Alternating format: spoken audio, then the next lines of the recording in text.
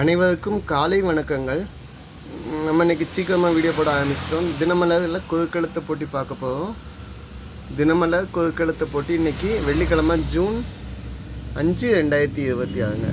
அதாவது 5/6/2026. வாங்க நம்ம வீடியோ சால்வ் பண்ண ஆரம்பிக்கலாம். 1 by 1. முதல் கேள்விங்க, இடமிருந்து வல்லம். ரயில் நிலைய அறிவிப்புகள் டேஷ் கனிவான கவனத்துக்கு என்று துவங்கும். ட்ரெயினில் ரயில்வே ஸ்டேஷனில் இன்ஃபர்மேஷன் வந்ததுன்னா, பயணிகளின் கனிவான கவனத்திற்கு இந்த ட்ரெயின் இப்பொழுது வரும் அப்படின்னு சொல்லுவாங்கள்ல. ஸோ பயணிகளின் கனிவான கவனத்துக்கு தான் பதில். ஸோ நம்மளுக்கு தேவையான பதில் பயணிகளின்.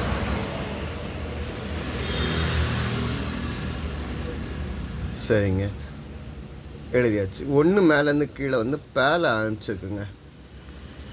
டேஷ் களத்திலிருந்து பாம்பு கேட்டது கருடா சௌக்கியமா. இது ஏதோ பாட்டு லிரிக்ஸ் மாதிரியே இருக்குதுங்க, கண்ணதாசன் லிரிக்ஸு. பதில் என்ன? பரமசிவன் களத்தில் இருந்து பாம்பு கேட்டது கருடா சௌக்கியமாம். யாரும் இருக்கும் இடத்தில் இருந்து கொண்டால் எல்லாம் சௌக்கியமே, கருடன் சொன்னார். ஓகே, சரிங்க. மரியாதை வாசல் மிரியாதை எல்லாம் நிறைய சொல்லுவாங்க. கண்ணதாசன் லிரிக்ஸில் டிஎம்எஸ் வாய்ஸில் வந்து சூரியகாந்தி அப்படிங்கிற படத்தில் 1973 வந்த பாட்டு. ஓகேங்க. 6 இடமிருந்து வலம் என்ன? மேலே ஆரம்பிச்சிருக்கு. தவறு இழைத்தவர்கள் இதை கேட்க வேண்டும். தப்பு செஞ்சால் என்றைக்குமே சாரி கேட்டு தாங்க ஆகணும். எந்த விஷயமா இருந்தாலும் நம்ம மேலே தப்பு இருக்குன்னா சாரி கேட்கணும். சாரி அப்படின்னா மன்னிப்பு அப்படின்னு நம்ம சொல்லலாம். சரிங்க. 2 மேலேருந்து கீழே என்ன? குளிர் காய்வதற்கான தீ. குளிர் காய்வதற்கான தீ அப்படின்னா கதப்பாக இருக்கணும். அப்படின்னா ரொம்ப சூடாக இருக்கணும்னு நம்ம சொல்லுவோம்.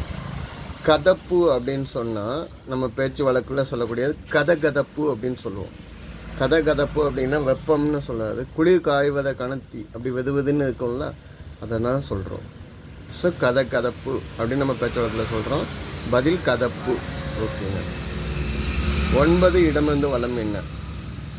வருகிறது என்பது பேச்சு வழக்கில் அது வருது அப்படின்னு சொல்லுவோம்ல. ஸோ பதில் என்ன? து. சரிங்க. 10 மேலேருந்து கீழே என்ன? ஸ்பீடு போஸ்ட் என்பது 10 மேலேருந்து கீழே பார்த்தீங்கன்னா ஸ்பீடு போஸ்ட் என்பது. ஸ்பீடு போஸ்ட்னா விரைவு தபால், விரைவு அஞ்சல்னு அப்படின்னு சொல்லலாம். இதுக்கு வேறு என்ன ஹிண்ட் வருதுன்னு பார்த்துட்டு இதை எழுதுவோம். 13 இடமிருந்து வலம் என்ன?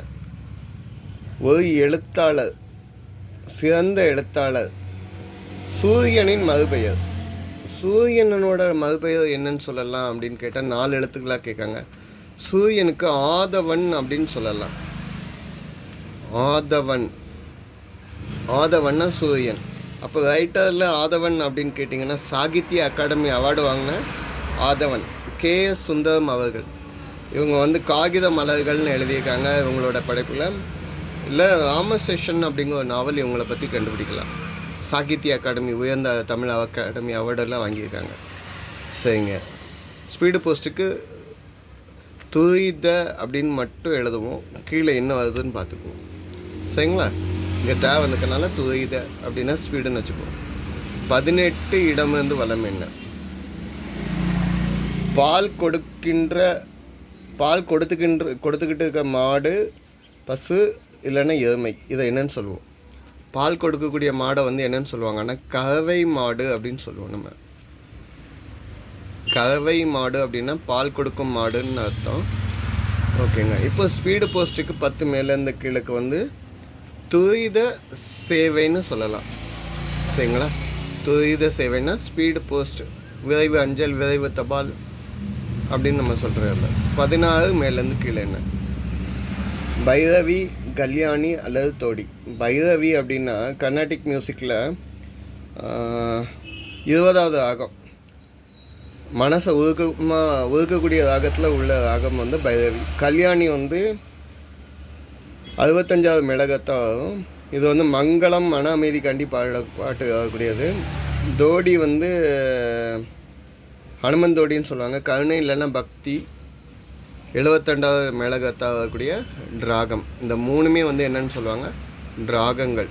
ஸோ டிராகம் அப்படிங்கிறது தான் பதில். 19 மேலேருந்து கீழே என்ன? மாலை ஆஞ்சுக்கு. மலை ஒரு அம்மன் வடிவம் கூட. மலையை வந்து மாரின்னு சொல்லலாம், அம்மன் மாரி அம்மன்னு சொல்லலாம். இருக்கன்குடி மாரியம்மன் எங்கள் சைடில் ரொம்ப ஃபேமஸ்.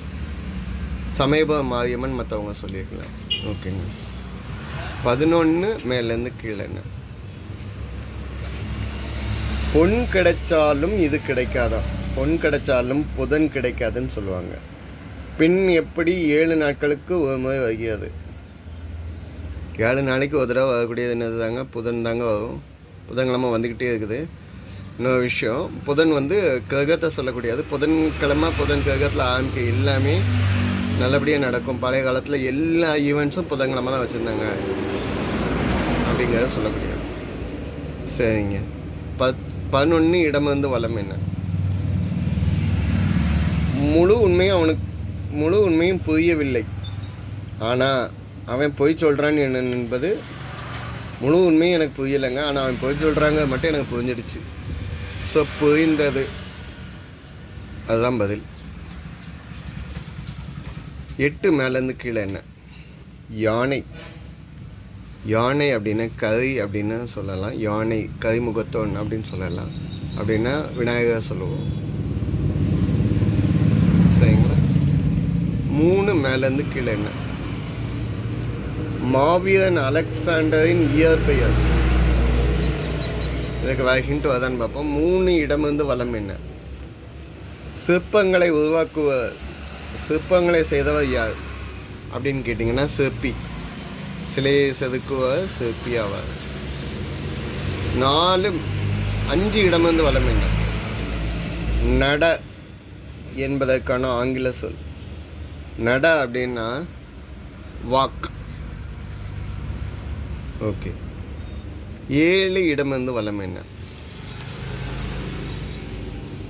கருணை, இரக்கம், அடுத்தவங்களை பற்றி இறக்கப்படுறது,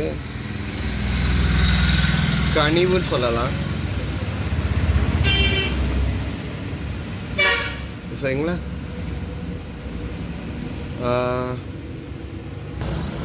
ஸோ கனிவு எழுதிட்டீங்க. இப்போ மேலேருந்து பாருங்கள், 3 மேலேருந்து கீழே மாவீரன் அலெக்சாண்டருடைய இயற்பெயர்.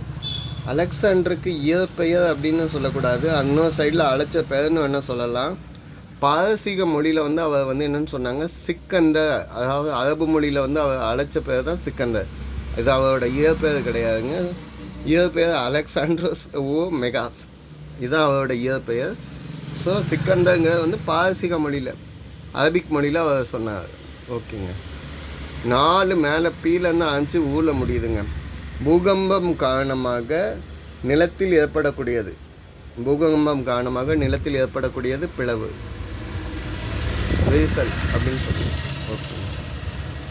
17 இடமிருந்து வளம் என்னன்னு பார்ப்போம். சூடம். சூடம் அப்படின்னா நம்ம டெய்லி கடை சாத்தையிலெல்லாம் கொளுத்துவாங்கல்ல, அது என்னன்னு சொல்லுவாங்க, கற்பூரம் அப்படின்னு சொல்லுவாங்க. அதாவது சாலிட் ஸ்டேட்டில் இருந்து அப்படியே கேஸ் ஸ்டேட்டுக்கு மாறக்கூடியது, திடநிலையிலேருந்து வாயு நிலைக்கு மாறக்கூடிய ஒன்று கற்பூரம்.